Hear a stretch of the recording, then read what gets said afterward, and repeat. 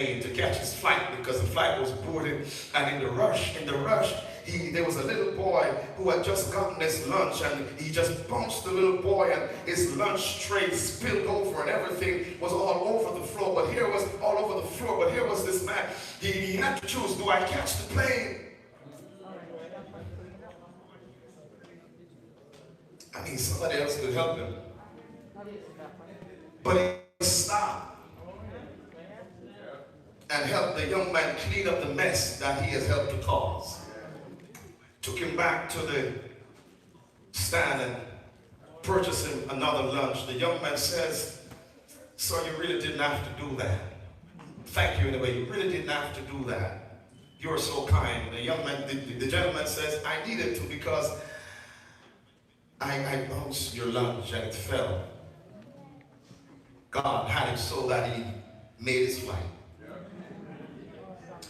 A few months later, this same gentleman was in the emergency room, Dr. Kinton, with his daughter on a deathbed. And here comes a young man in a white coat with a chart in his hand. As the young man looked up, he looked at him and says, "I know you." The gentleman says, "From where?" Says, we met some months ago in the airport, and you bought me lunch."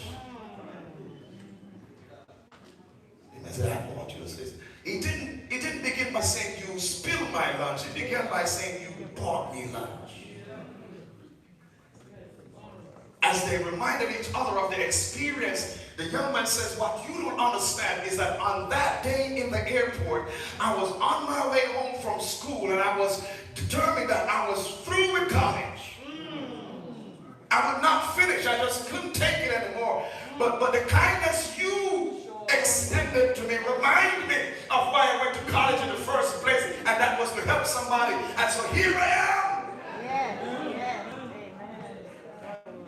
I will do whatever